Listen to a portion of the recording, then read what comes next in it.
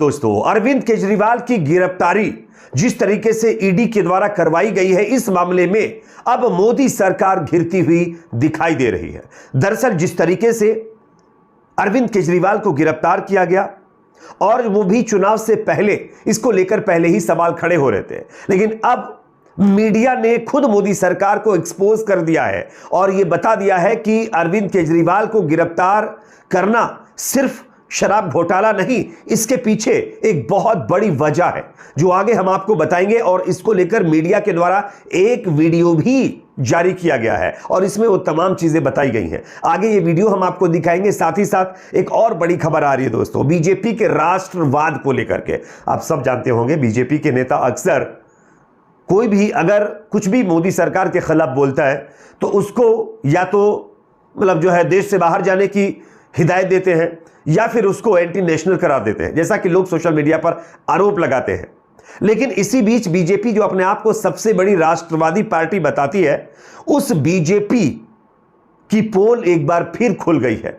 BJP का राष्ट्रवाद कितना सच है, कितना सही है, ये आगे जब हम आपको ये पूरा वीडियो दिखाएंगे ना तो आपको समझ में आ जाएगा। इसलिए ये पूरा वीडियो आप लोग देखिए दोस्तों।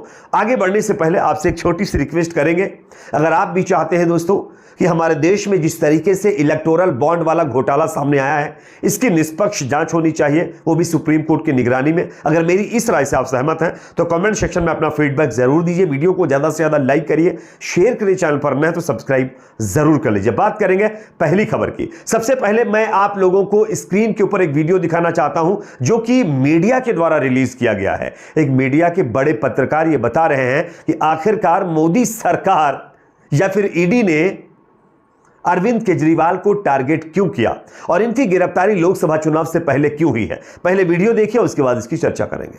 बड़ी पार्टी बीजेपी के रास्ते से अब चुनाव में हट गई है।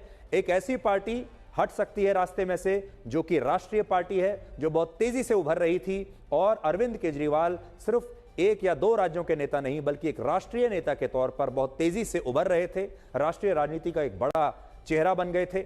और इसलिए बीजेपी के रास्ते से अब इतनी जो बड़ी पार्टी है उसका हट जाना एक तरीके से हो सकता है कि चुनाव में बीजेपी को मदद करेगा। केजरीवाल की गिरफ्तारी से एक बड़ी पार्टी बीजेपी के रास्ते से अब चुनाव में हट गई है।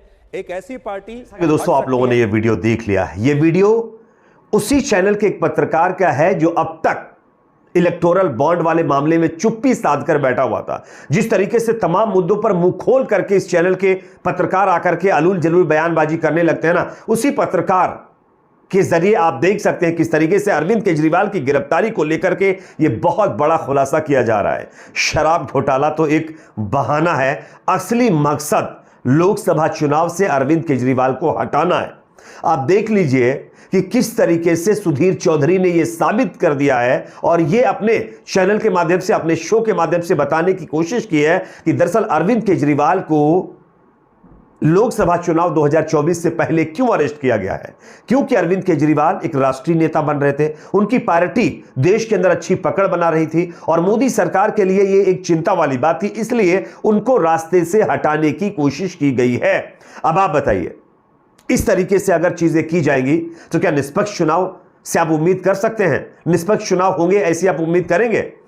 कांग्रेस पार्टी के अकाउंट्स को फ्रीज कर दिया गया, वो बेचारे तड़प रहे कि वो एडवर्टाइजमेंट नहीं करवा पा रहे, अपने कार्यकर्ताओं को, अपने नेताओं को फंड नहीं दे पा रहे, जिसके चलते पार्टी काम नहीं कर पा रही है।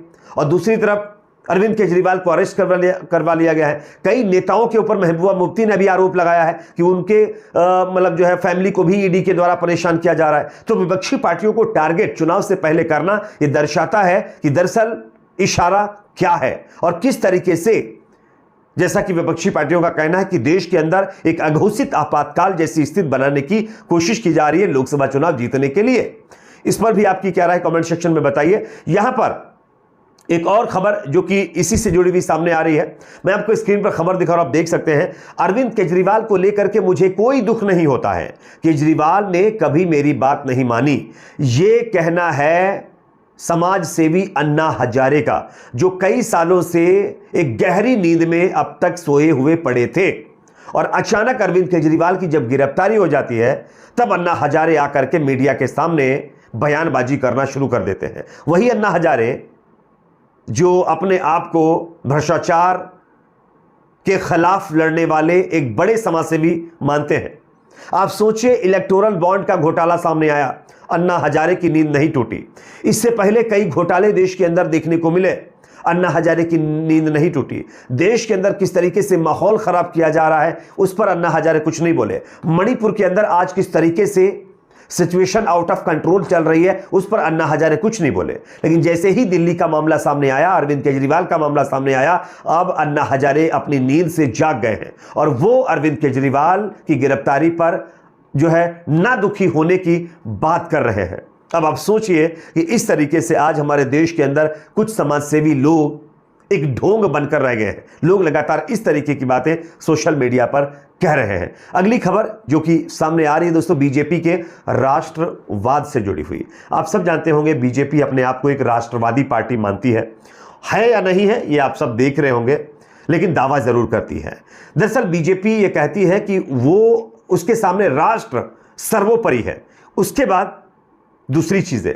लेकिन इसी पार्टी ने पिछले 2 दिनों में जो काम किया है ना, वो अपने आप में चौंकाने वाले हैं। और बीजेपी ने अपने ही राष्ट्रवाद पर एक क्वेश्चन मार्क लगवा दिया। किस तरीके से, स्क्रीन पर खबर देखिए। कांग्रेस पार्टी की तरफ से ये पिक्चर शेयर की गई है। इसमें लिखा गया है, तालिब अली शाह, ये जम्मू कश्मीर के बीजेपी सोशल मीडिया इंचार्ज हैं।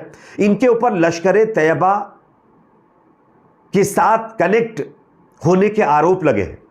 आप देखिए, इनको बीजेपी ने अपनी पार्टी में शामिल करके बाकायदा बीजेपी सोशल मीडिया इंचार्ज बना रखा है।